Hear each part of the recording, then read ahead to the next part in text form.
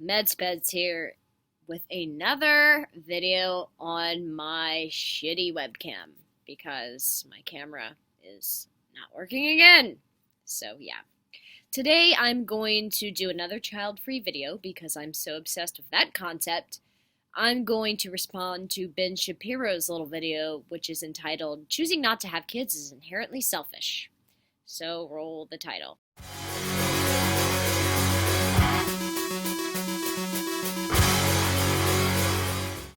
Okay, so I'm going to try my best not to repeat a lot of the same things that I said in my Jordan Peterson video and my favorite bingos video, but I probably will end up repeating myself to some extent, so I'm sorry.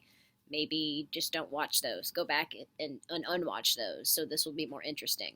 But yeah, let's just dive right on it. Now, speaking of substantive issues, I want to talk about a substantive issue that very few people are going to talk about today, and that is the New York Times has a long piece about childless women and men.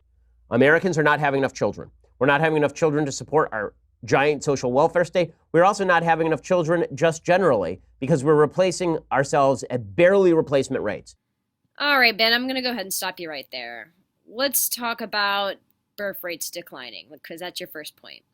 It's true that in first world countries, birth rates are declining. But why is that necessarily a bad thing? I mean, I don't mean to sound like an antinatalist or whatever they're called, but there are 7 billion people on the planet. I don't think it's a big deal if we cut those numbers a little bit. I mean, I know you don't believe in this, but climate change is a real thing. More people means that there will be more fossil fuels being used. In order to transport those people, we'll have to clear natural lands, and that will destroy the environment. More livestock will be raised, and that leads to greenhouse emissions as well. Like I said, I know you don't believe in any of this, but facts don't care about your feelings, Ben. So I think it's probably a good thing if we are not replacing people at the exact same rate that we have been in the years, after the Industrial Revolution and modern medicine where people live longer. Another thing I find really funny about what he's saying here is he specifically says we're not having enough kids to support our giant welfare state. Well, here's the thing. If poor people don't have kids, there won't be as many people who need the welfare state. That's kind of how it works.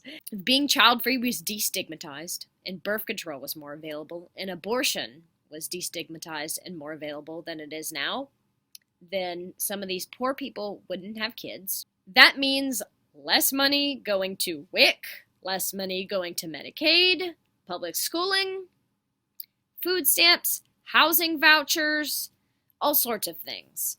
So, if anything, people not having kids who don't want kids and who are poor would help the social safety net because less money would be needed for it. But let's go a little further, Ben. Let's go. When we asked people who don't plan to have children about the reasons for an article in the Upshot, the top answers were the desire for more leisure time, the need to find a partner, and the inability to afford childcare. Many women said motherhood had become more of a choice, and they were choosing to forego it, whether for personal or economic reasons. Why? Because people have found meaning not in what does the future hold and building a better future, but in this sort of self-obsession. How can I live a more satisfying personal life?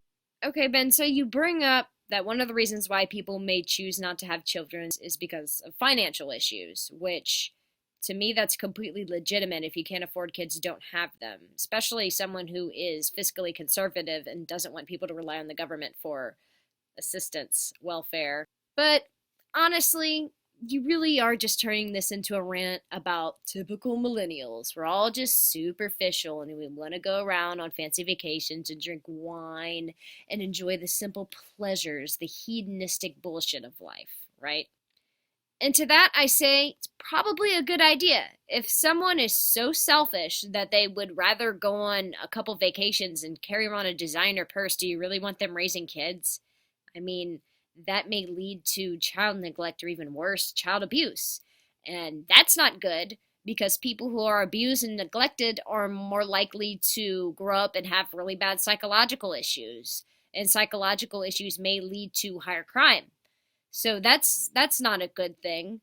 And let's bring it back to the economics for a second here. Times aren't like they used to be. We don't exactly just move out of our parents' house when we turn 18 and get a job. You know, the guy works in the steel mill and is able to support 2.5 kids. It's not like that. Rent is high, jobs are scarce. The jobs that do exist don't exactly pay well because minimum wage has not kept up with inflation. It's not like it used to be. It really just isn't. And in fact, there's a picture leading this piece of 4 old people sitting on a bench looking out into the ocean, right? Which is really depressing just in its sort of context. Right? You put a child in that photo and suddenly it's charming, but without a child, it just looks like a bunch of old people that are soon going to turn into tombstones. That's essentially what it looks like. And now you're talking about this picture. This is entirely your subjective opinion, okay? Facts over feelings, remember? Well, these are your feelings. First of all, it's a fucking photograph. But it's not even a bad photograph. I mean, it's 4 people staring out at the ocean. That's not sad. You know, I personally see it as peaceful. And you may think adding a kid playing in the sand with a fucking shovel or some shit makes it more beautiful, but I don't. I would find that annoying because these people can't sit there and admire the beauty of the ocean. They have to probably stop every 5 seconds and fuss little Preston because he's throwing sand everywhere, or he may be coming up to them and asking them stupid mundane question. It's like, why is the water blue? Why is the sand, white? This is a subjective opinion. This was pointless to even comment on. Okay, basic fact about humanity. You will always justify the decisions you made. It's very rare to find human beings who look at the decisions they've made in their life and said, you know what, really botched that one. That was a mistake. And I think the first step toward becoming a better human being is saying, I made a mistake and maybe I can do better. But people have a real stake in doubling down on the stuff that they've already done.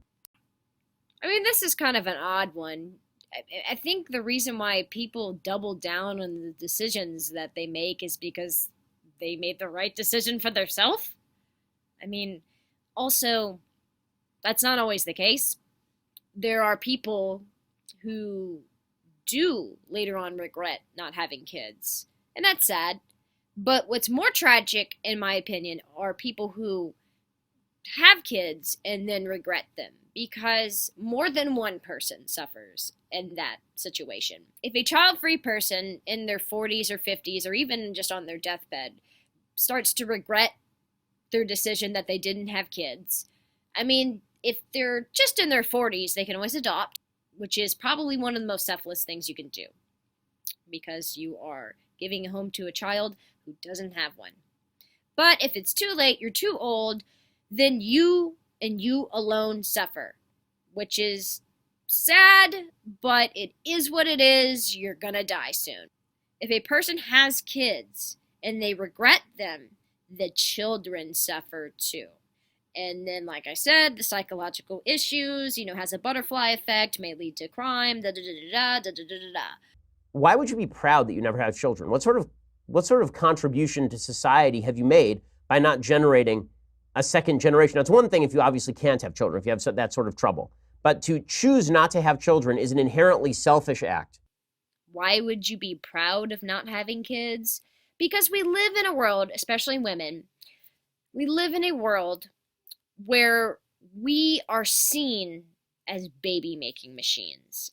And someone who lives in that world and they electively stand up in the face of society and say, screw you, this is not what I want, I'm going to live the life that I want, they can be proud of that because they stood up against the status quo.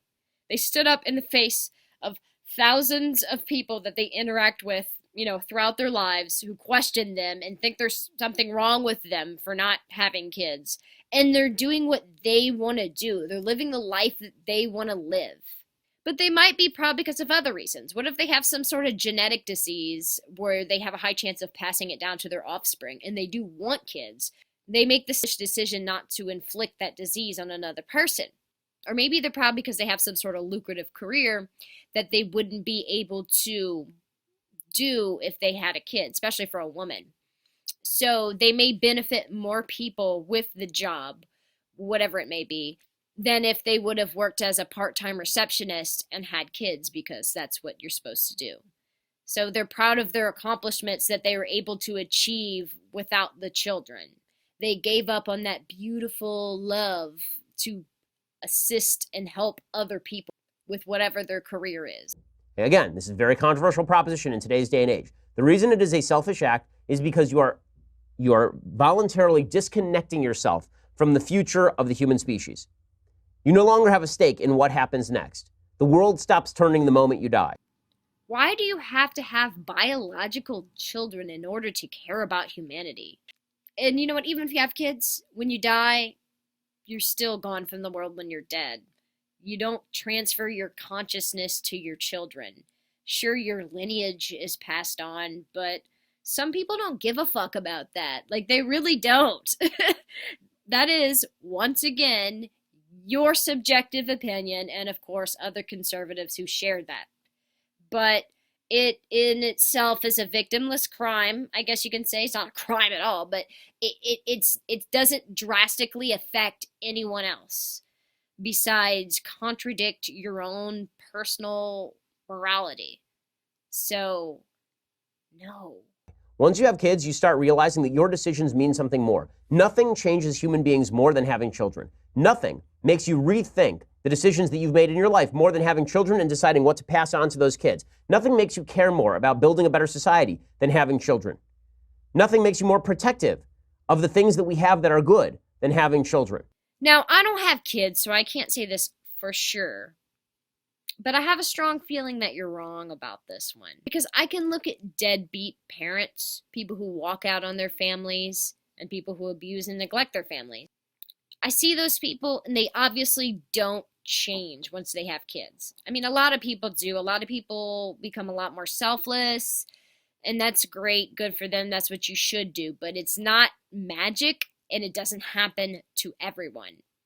I guarantee you, all of the people that are watching this video know at least one deadbeat parent. Maybe not their own, but they know somebody where their dad or their mom walked out on them and they're a total shit parent. Don't do shit. Don't pay child support. Don't send them a Christmas card. Nothing. So, no. Wrong again. Also, you can build a better society without having kids. Matter of fact, it's probably a lot easier. I kind of brought this up earlier with the lucrative career thing and like activism and volunteering. I mean, Oprah doesn't have kids. She accomplished a lot. She's helped a lot of people. I mean, her TV show is shit, in my opinion. But she has accomplished a lot, which she may not have done if she were to have had kids. Implying that women who don't have children are doomed to loneliness is ignorant. No, it's not. By poll data, it is certainly not ignorant. The vast majority of women want to have kids, and they want to have kids for a reason. And just because human beings have an enormous capacity for self-deception, and may want to suggest to themselves that everything is hunky-dory when they're 60 years old, living at home with no one else there, in a house by themselves with no kids. Yeah, good luck with that. The literal title of this video is that it's selfish not to have kids, yet you're talking about people being lonely when they're old. How is that not a selfish reason? That is selfish as fuck. And also, just because you have kids doesn't mean they will be around when you're older.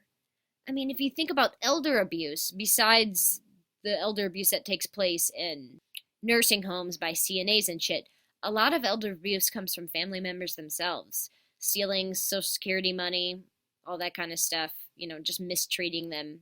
I mean, how many people see their kids or their grandkids like maybe once a month? I mean, a lot of older people are in nursing homes that have kids. It's not just a bunch of childless people. Also, some older people who aren't in nursing homes can live in those old people communities and they can have a lot of friends. They also may have a spouse.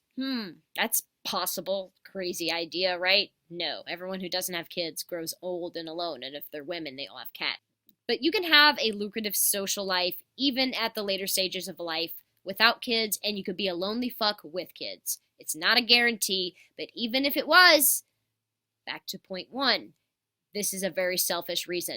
And then you say the vast majority of women want to have kids, so what are you complaining about? The fact that this article exists? Because it's true. Most women do want to have kids, and men. Child-free people Though apparently our numbers are increasing, it's not this terrible epidemic. This is fine. The real question is, why is the New York Times actually pushing this? And the answer is because the New York Times believes that this inherently self-absorbed culture is something good for the country. This is something we need to talk about. How do we instill a culture of purpose and meaning again in people, that they want to contribute to the next generation and that they actually want to be part of the great chain of history that leads backward toward a time when people did not live in prosperity and decency with safety for their children, toward a time when people will live in ever-increasing prosperity and decency with a sense of meaning for their kids. Those are the conversations we need to be having. No, Ben, the reason why this article is written is because it's pushing back against the narrative that you have to have kids as a woman in order to be fulfilled. That's your main role. We have been fed this in societies all over the globe since the beginning of time. Just breed, take care of the children, take care of the house, take care of the husband, and die. That's your purpose. That's it. And the article doesn't even say not to have kids. It's not telling people not to. All it's saying is that you are totally valid if you choose not to. And I don't think there's anything wrong with that. Of course, I'm a bit biased since I don't have kids, but some people aren't maternal. That doesn't mean you were raped or you were abused or you have some sort of personality disorder. Just some people are not maternal or paternal, and that's okay. You can live a wonderful, fulfilling life without children. You can also live a quite shitty, empty life with kids. All this article is saying. It's not pushing a narrative to recruit people to the child-free movement. I don't even know if is this a movement. I don't really think so. It's just saying that it's okay to not have them, Ben. That's all it's saying. So that's pretty much it. My name's the Meds Peds. If you like this video, subscribe. Please share it. Donate to my Patreon. All that kind of stuff, right? I'm out.